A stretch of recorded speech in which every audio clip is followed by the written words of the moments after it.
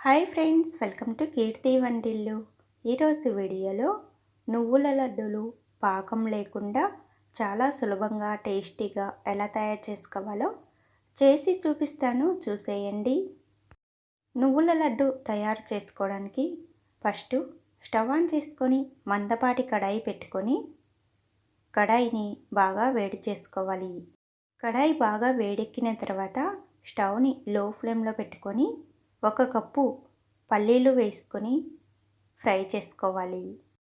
పల్లీలని మధ్యలో కలుపుకుంటూ సన్నటి మంట పైన 5 నుండి 10 నిమిషాల పాటు ఫ్రై చేసుకోవాలి. ఇలా మంచి కలర్ వచ్చేంత వరకు ఫ్రై చేసుకోండి. పల్లీలని ఈ విధంగా ఫ్రై చేసుకున్న తర్వాత ఒక ప్లేట్లోకి తీసి చల్లారబెట్టుకోండి. ఇప్పుడు అదే కడాయిలోనికి 1 కప్పు తెల్లటి నువ్వులు వేసుకొని ఫ్రై చేసుకోవాలి. మనం పల్లీలని ఏ కప్పుతో తీసుకుంటామో అదే కప్పుతో నువ్వులు కూడా తీసుకోవాలి.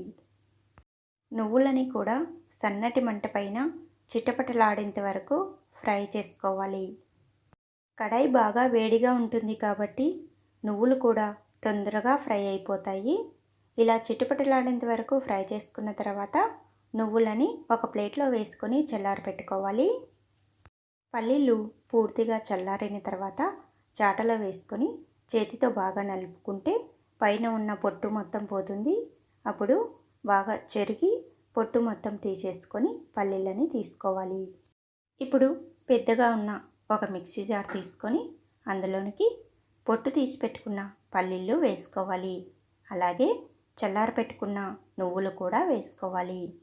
అలాగే 2 యాలకులని వేసుకొని మెత్తగా గ్రైండ్ చేసుకోవాలి. మిక్సీని మధ్యలో ఆపుకుంటూ పల్లి నువ్వుల పొడిని మధ్యలో కలుపుకుంటూ మిక్సీ పట్టుకోవాలి. ఈ విధంగా మిక్సీ పట్టుకున్న తర్వాత ఒక వెడల్పుగా ఉన్న ప్లేట్లోనికి వేసుకోండి. ఇప్పుడు 1 కప్పు బెల్లం తీసుకొని సన్నగా తురుముకొని కానీ దంచుకొని కానీ తీసుకోండి. బెల్లంని మనం ఏ కప్పుతో పల్లీలను నువ్వులను తీసుకున్నామో అదే కప్పుతో 1 కప్పు తీసుకోవాలి. ఈ బెల్లంని నువ్వులు పల్లి పొడిలో వేసుకొని బాగా కలుపుకోవాలి. ఇలా మొత్తం బాగా కలిసేలా కలుపుకున్న తర్వాత ఇప్పుడు అదే మిక్సీ జార్లోనికి ఈ కలిపి పెట్టుకున్న బెల్లం నువ్వులు పల్లి పౌడర్ని వేసుకొని మెత్తగా మిక్సీ పట్టుకోవాలి. ఇలా 2 వాయిలు మిక్సీ పట్టుకోండి. ఒకేసారి అంతా వేస్తే మిక్సీ తిరగడం కష్టంగా ఉంటుంది.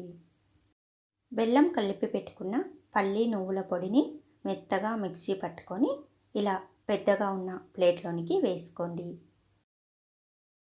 ఇలా అంతా మిక్సీ పట్టుకొని ప్లేట్లోనికి వేసుకున్న తర్వాత ఒక 4 టేబుల్ స్పూన్లు ఎండు కొబ్బరి తురుమును వేసుకోవాలి.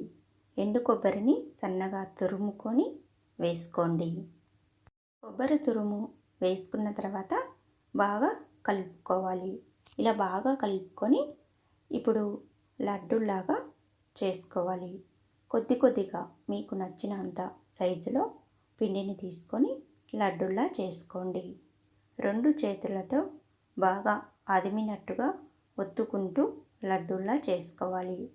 ఇలా చేసుకున్న లడ్డూలన్నిటినీ ఒక డబ్బాలో స్టోర్ చేసి పెట్టుకుంటే మీకు ఒక నెల రోజుల పాటు నిల్వ ఉంటాయి. చాలా రుచిగా ఉంటాయి, చాలా సాఫ్ట్గా ఉంటాయండి. మీరు ఒకసారి తప్పకుండా ట్రై చేయండి. ఈ రెసిపీ మీకు నచ్చినట్లయితే ఇలాంటి రెసిపీస్ కోసం కీర్తి వంటిల్లు ఛానల్ని సబ్స్క్రైబ్ చేసుకోండి. Thanks for watching.